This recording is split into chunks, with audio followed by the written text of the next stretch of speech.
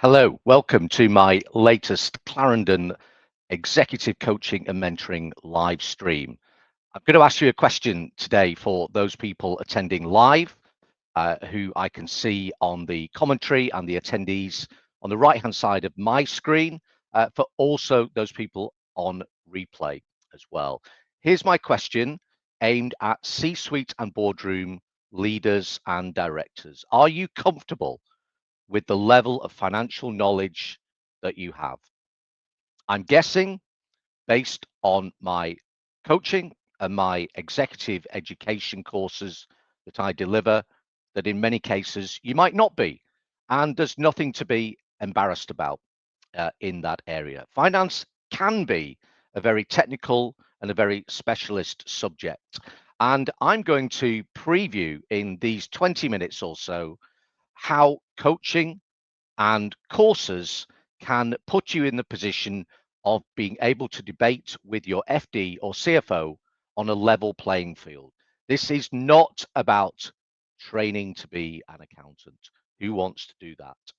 This is about a mindset, giving you as a leader in ops, maybe as the CEO, maybe in production, maybe in sales, marketing, any of the disciplines that are involved in an organization. This is about finance for non-finance professionals. You can do this in coaching with me in 6 sessions. That's all it will take. I can break that up into bite-size elements on demand. I can do it in person. I can do it retrospectively with you. I can do it in a course which will be better value for money for a whole team. This is what it's all about. This is why it's important. You could be running your business, but guessing at the numbers, or potentially being incredibly heavily reliant on your FD. And that's a dangerous situation to be in, because that is putting a single point of failure into the running of your organization. We'd like to think that all FDs and CFOs are good quality individuals. It's not always the case, and we all make mistakes as well. So the program content for finance for non-finance professionals is as follows. It's about the mindset of finance, not about bookkeeping and accounting. The responsibilities of you as directors and leaders of an organization, which includes, of course, shadow directors, even if you're not named at Companies House. What are your responsibilities and accountabilities in the area of finance? They are huge. The Companies Act 2006 sets out very clearly what those responsibilities are. A big criticism of finance individuals, I'm one of those in my former career. Language and layout. How do we get that right? The language is like a foreign language. Accountants and finance people love to have their own special language, logarithms, algorithms, anything that confuses you as the leader, where they sit in the corner and debate things in their own special language. I'm being hypercritical of my peer group. The interpretation, this is the real key. Lots and lots of finance people, this is a separate subject, lots and lots of finance people are great at producing the numbers. They perhaps are not that great in interpreting the numbers. So my coaching is about helping you interpret and spot the dangers and spot the opportunities as well. We also talk about those almost extracurricular elements of finance that your FD and CFO may not necessarily have experience in. Things like M&A, debt raising, equity raising, dealing with non-exec directors, dealing with investors. They can be known for their impatience. So there's a program concept there around those 5 areas. Breaking it down further, what would you actually do in terms of finance for non-finance professionals? What are we trying to do? Here's the problem. People don't understand the numbers. They rely on the CFO or the FD, and they make, therefore, decisions without fully understanding the numbers. You're driving the car with a blindfold on, you're navigating the ship from the hull. You might be going in the right direction.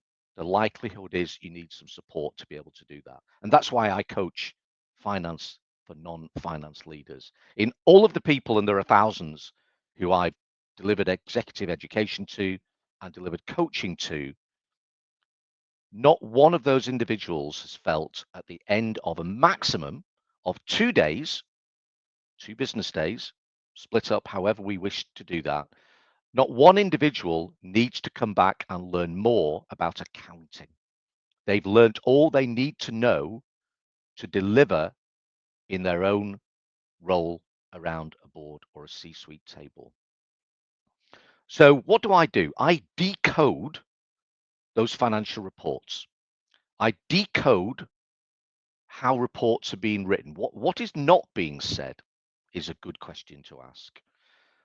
You hold the FD and the CFO to account, and that's good for the FD and the CFO as well. They can't be seen to be the font of all knowledge. They need to be challenged about the conclusions that they're making. And that makes for a healthy debate, of course. You need to be in the position of making strategic decisions with the benefit of financial analysis and appraisal, to which you've had an input. And therefore you're confidently enabling the business to grow, hopefully.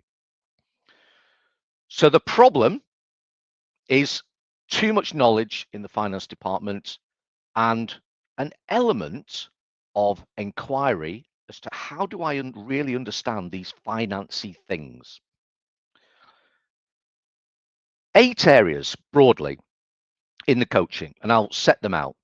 And if anybody wishes to find out more detail, I can give an exact scope if you direct message me or contact me via clarendoncoaching.com. My email is jeremy.earnshaw@clarendoncoaching.com. Easily findable on LinkedIn, easily findable through my website, clarendoncoaching.com.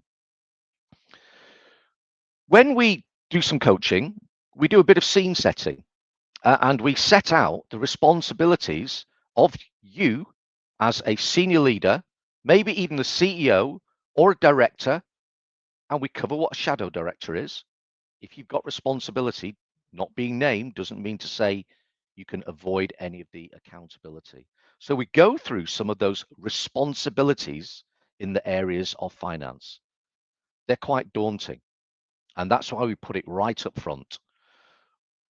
And when we're delivering that coaching, I do get the odd question, which is, why is this important? It's important because we realize what's at stake. And there are personal and organizational responsibilities. Just checking the questions as they come up on my screen. Hopefully we'll be able to answer those from the attendees. When we get into the detail, we talk about a second session where we understand the financial statements and we review the various elements of those financial statements as well. So we understand finance. Let's look at the statements. What are these statements? The profit and loss account, which of course has several different names depending upon your territory.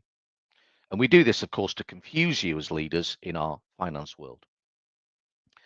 We set out the profit and loss account, which is probably the one that most people know most about. We then go on to the balance sheet, which gets very, very fuzzy indeed for people who haven't got any kind of financial background. And then we go on to that cash flow one. I think on average, less than 10% of my coachees and attendees and delegates on my courses know anything about cash flow. And that's not being derogatory. That is just a fact. Cash flow is not profit. And you might be amazed to hear that many people need to understand and be given proof that that's not the case. So we do that, and we talk through the format. We talk through how they are prepared. We do some work-throughs. We do 10 minutes on bookkeeping. That's all you need to know. I spent 7 weeks, 36 years ago, learning about bookkeeping when I started training. We don't need to do that. This is not about being an accountant. So we understand those primary financial statements, how they're prepared, what are the things to look for. We talk about some of the things which might seem very simple. What is a sale? That might be the most obvious category to think about.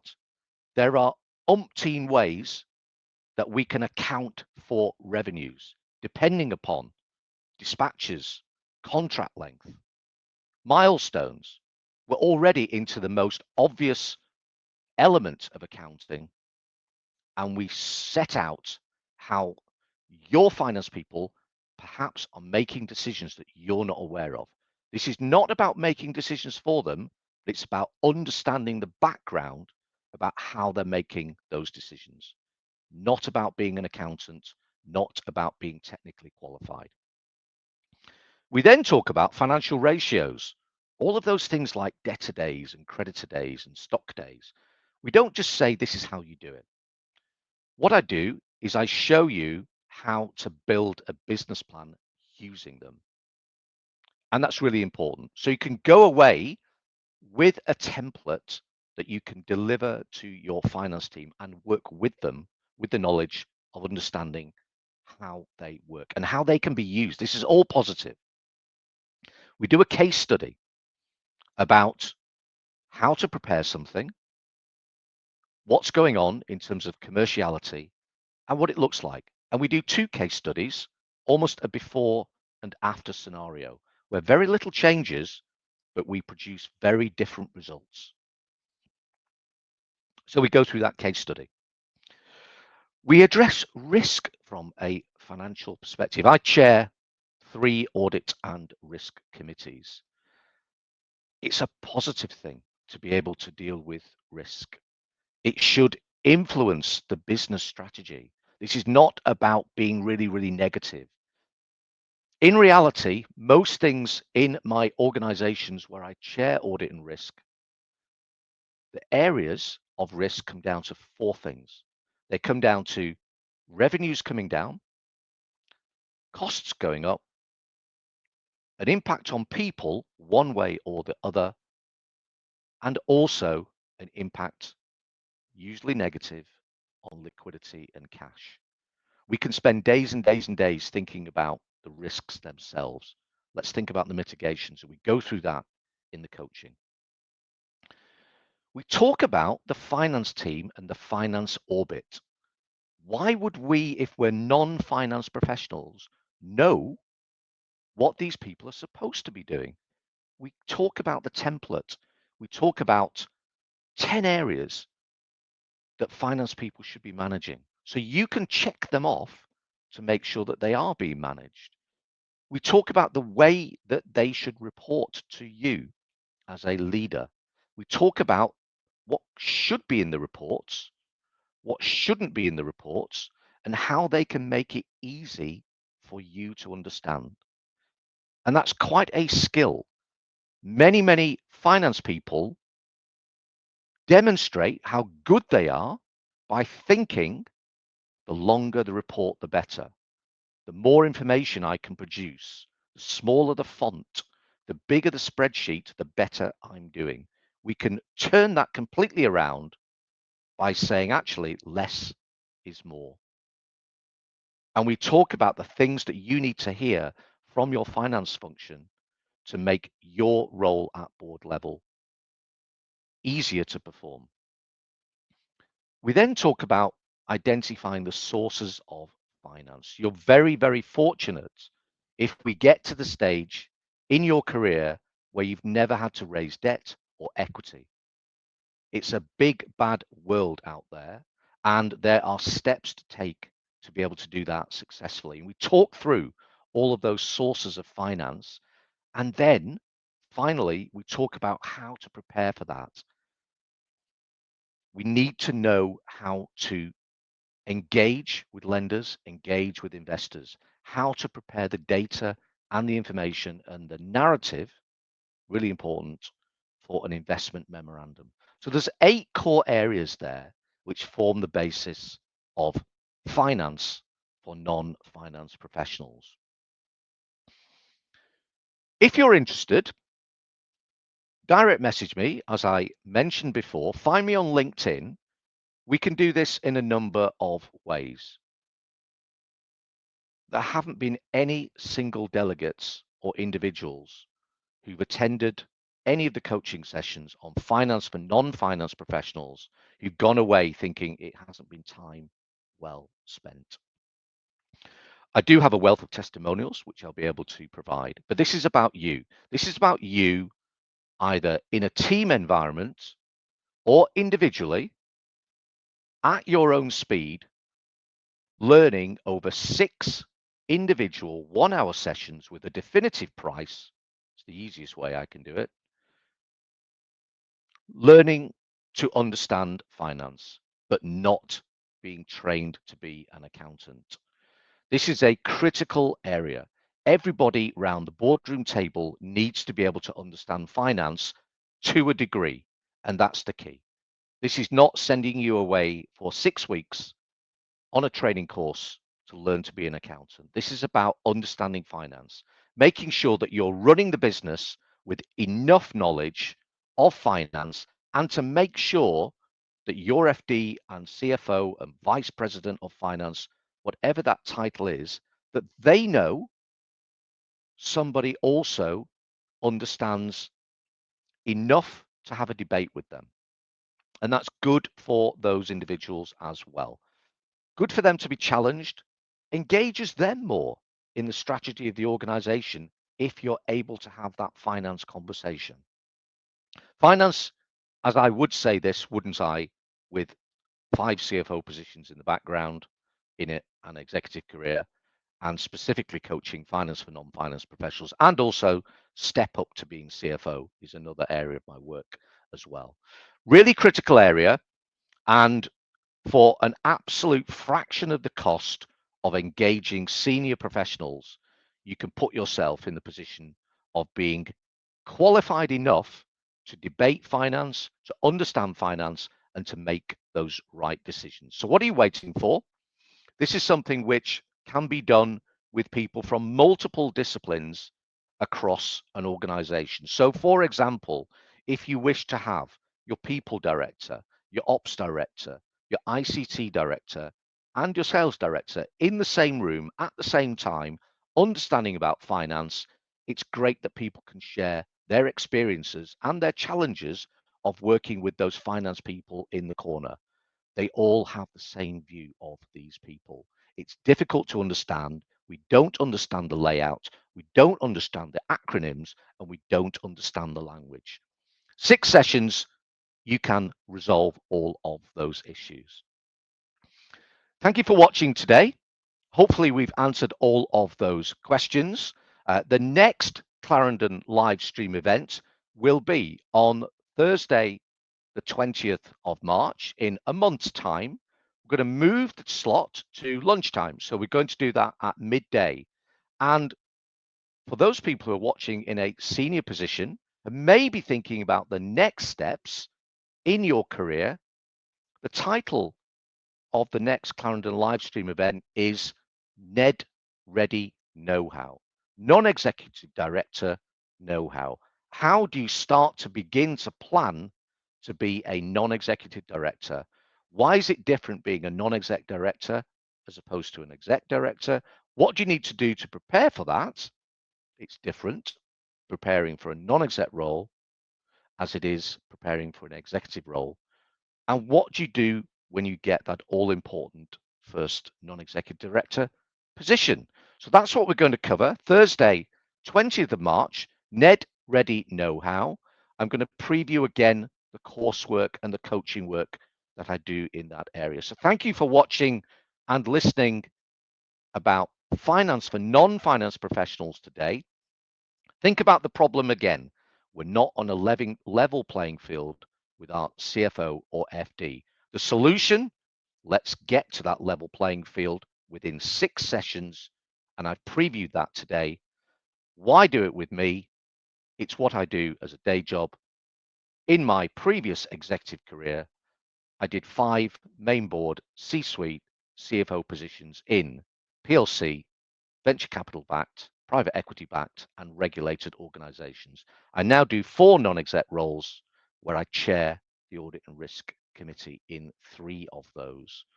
So if you're interested, jeremy.earnshaw@clarendoncoaching.com, www.clarendoncoaching.com. If you wish to see a few more of my podcasts and video shorts and live stream events on replay, my YouTube channel is youtube.com/@Jeremy Earnshaw. Look forward to hopefully seeing you again, easily findable on LinkedIn. Thank you for watching and looking forward to the next event on my Clarendon Live Stream Event. Bye for now.